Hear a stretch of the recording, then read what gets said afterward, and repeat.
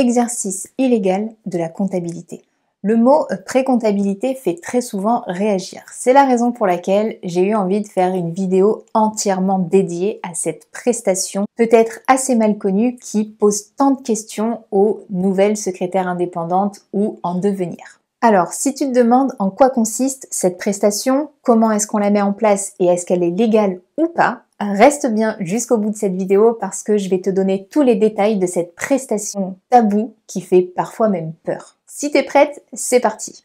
Avant toute chose, si tu ne me connais pas encore, moi c'est Émilie et j'ai commencé à exercer le métier de secrétaire en 2010 en cabinet d'avocat. Par la suite, j'ai pu obtenir mon CQP d'assistante juridique, puis quelques années plus tard, en 2016, j'ai décidé de prendre ma liberté et de devenir secrétaire indépendante. Par la suite, en 2020, j'ai eu envie de partager toute l'expérience que j'avais acquise pour qu'elle puisse profiter à d'autres futures et nouvelles secrétaires indépendantes. Alors, si ce n'est pas encore fait, je t'invite à t'abonner à la chaîne pour ne louper aucune autre vidéo et à me rejoindre gratuitement dans mes emails privés pour recevoir quotidiennement des renseignements et des conseils sur le métier de secrétaire indépendante, mais également sur l'entrepreneuriat. Si tu veux nous rejoindre, le lien est dans la description. Allez, c'est parti, on rentre dans le vif du sujet. C'est quoi concrètement la pré-comptabilité? La pré-comptabilité, c'est une sorte de travail en amont. Ça consiste à réunir l'ensemble des justificatifs, des éléments comptables qui vont concerner une période définie pour pouvoir ensuite être transmis au comptable.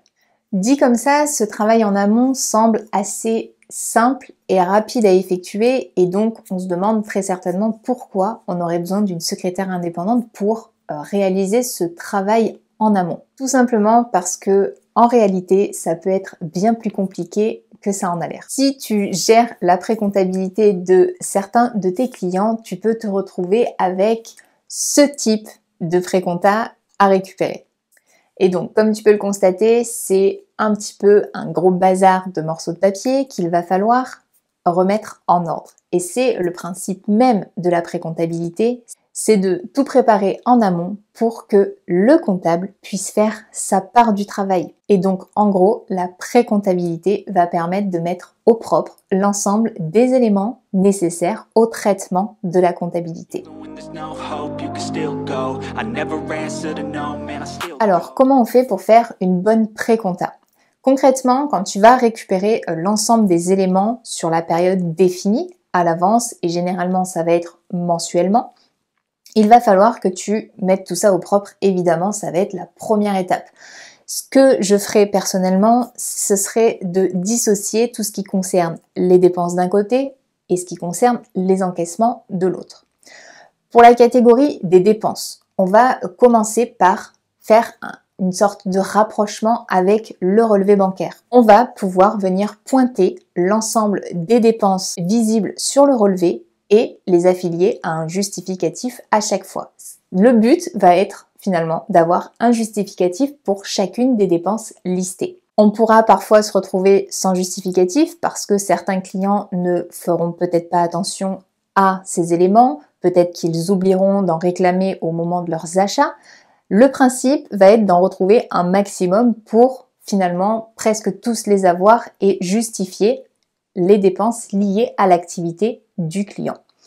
Ensuite, toutes ces dépenses, il va falloir les organiser. Tu vas pouvoir soit les organiser chronologiquement en fonction des dates des dépenses dans l'ordre du relevé, ou alors procéder par catégories qui vont pouvoir être les virements, les prélèvements, les paiements par chèque, les paiements par carte bleue par exemple. Pour le choix de cette méthode d'organisation, finalement il va falloir voir ce qui correspond le mieux, ce qui est le plus adapté à chacun de tes clients. Une fois que ta catégorie dépenses va être gérée, tu vas pouvoir passer à la catégorie des encaissements. Pour ce qui est des encaissements, ça peut finalement être un petit peu plus compliqué que ce que ça en a l'air également.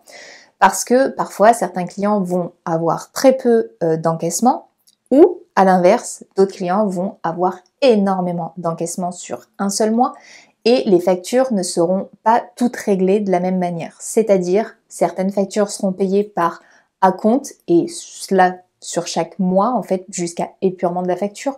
On va pouvoir retrouver des paiements qui vont être faits par des personnes dont le nom n'est pas identique à la facture. On va pouvoir retrouver finalement des situations qui vont rendre un petit peu plus compliqué le fait de rapprocher chacun des encaissements avec le justificatif de la facture, ce qui va peut-être parfois prendre un petit peu de temps. Et donc le principe va être d'affilier à chacun des règlements reçus, donc des encaissements reçus, un justificatif et donc une facture émise par le client. Le but est vraiment, comme pour les dépenses, d'avoir un justificatif à chaque fois.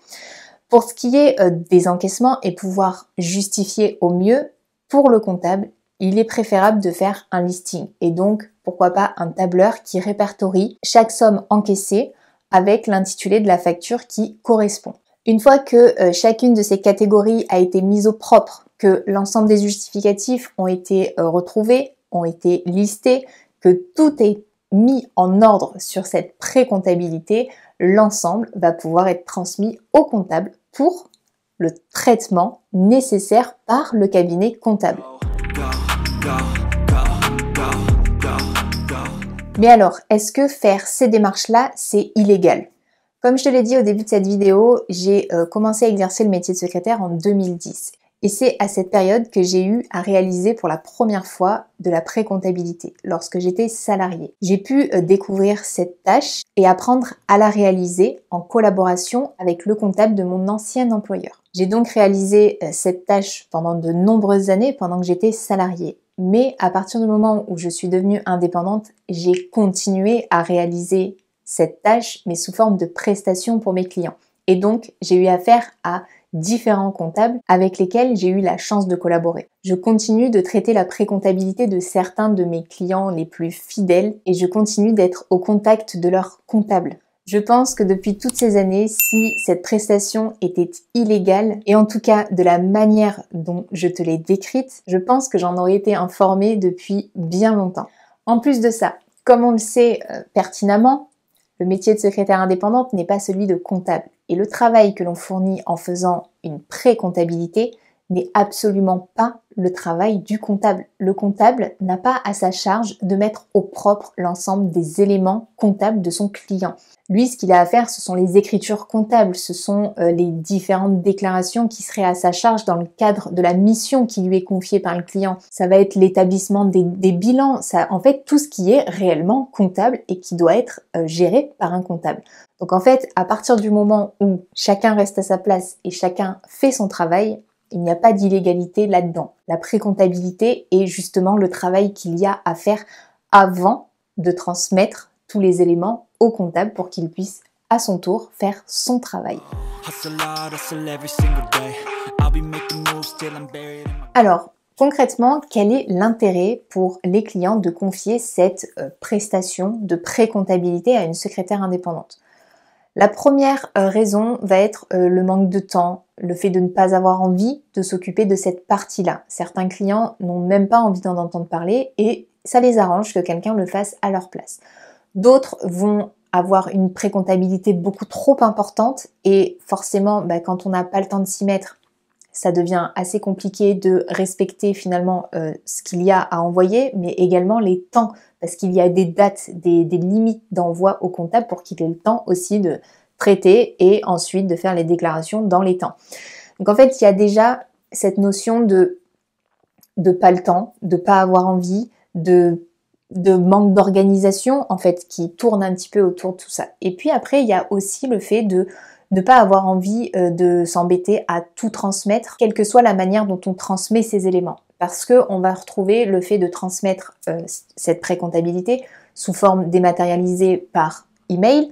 On peut retrouver aussi le fait de devoir se déplacer chez le comptable parce qu'il n'est pas très éloigné de nos locaux ou de l'envoyer par courrier. Et pourquoi pas ensuite de tout transférer via des box mises en place par certains cabinets comptables. Donc c'est quelque chose d'extrêmement pratique, mais encore une fois, il faut prendre le temps de tout scanner et de tout organiser de manière dématérialisée. Et donc ça, les clients n'ont pas forcément le temps de le faire, envie de le faire, et ne savent pas comment s'y prendre pour le faire. Là est vraiment l'intérêt d'avoir une personne et en l'occurrence une secrétaire indépendante qui va venir soutenir le client dans cette démarche, dans cette obligation comptable qu'il a à faire. Il y a un réel travail à fournir en amont avant que le comptable puisse lui-même traiter sa comptabilité. Parce qu'un comptable qui va recevoir une tonne de papier en boule, pas organisé dans un sac, ne pourra pas traiter la comptabilité de son client. Et ça ne sera même pas de son ressort en fait de gérer cette partie-là. Le comptable a vraiment une mission bien déterminée sur les écritures comptables, sur l'édition des bilans, sur les différentes déclarations dont il peut avoir la mission, mais certainement pas sur le fait de mettre au propre des justificatifs comptables. Donc en fait, il y a vraiment cette notion de chacun son travail, chacun sa partie. Ensuite, le gros avantage pour le client va être aussi d'avoir un intermédiaire entre le cabinet comptable et lui, parce que après émission de la pré-comptabilité, le comptable peut avoir des questions. Au moment des bilans également. Et donc le client va pouvoir être soulagé de ne pas avoir à répondre directement à toutes ces questions, d'avoir un intermédiaire qui va pouvoir gérer une majorité finalement des réponses à apporter au comptable. Mais le comptable va lui aussi pouvoir être soulagé parce qu'il aura quelqu'un qui va vraiment lui répondre et ne pas attendre après son client qui malheureusement a très souvent pas le temps et est occupé par sa propre activité. En fait, le gros avantage est vraiment sur le fait que, en fait, on a une collaboration, un espèce de cercle vertueux entre le comptable, la secrétaire et le client qui va pouvoir être mis en place, et ce qui fera que cette collaboration fonctionnera parfaitement bien, c'est à partir du moment où la secrétaire indépendante prendra contact directement avec le comptable de son client, demandera clairement au comptable comment il souhaite recevoir la pré-comptabilité, de quelle manière il souhaite fonctionner, est-ce qu'il y a des choses spécifiques à mettre en place, est-ce qu'il veut que certaines choses soient faites d'une manière. En fait, il faut réellement échanger avec les différents comptables pour vraiment en fait être en collaboration et pas être en concurrence, tout simplement. On est vraiment dans deux métiers bien distincts et aucun n'empiète sur l'autre à partir du moment où chacun respecte le cadre de son travail. J'espère que cette vidéo t'aura permis de comprendre que faire de la pré-comptabilité, ce n'était absolument pas illégal et que, bien au contraire, c'est une prestation qui peut être très utile autant aux clients qu'aux comptables et que, à partir du moment où on respecte les limites de notre travail, cette prestation est un réel soutien au travail du comptable même. N'hésite pas à partager en commentaire si tu te demandais, toi aussi, si c'était légal ou pas de faire cette prestation, ou pourquoi pas si tu la réalises déjà et si tu aimes réaliser cette prestation. Si ce n'est pas encore fait, je t'invite à t'abonner à la chaîne pour voir les prochaines vidéos et à t'inscrire aux emails privés. C'est le premier lien dans la description pour recevoir énormément de conseils, de renseignements sur le métier de secrétaire indépendante, mais également sur l'entrepreneuriat. En attendant, je te dis à très bientôt dans une prochaine vidéo.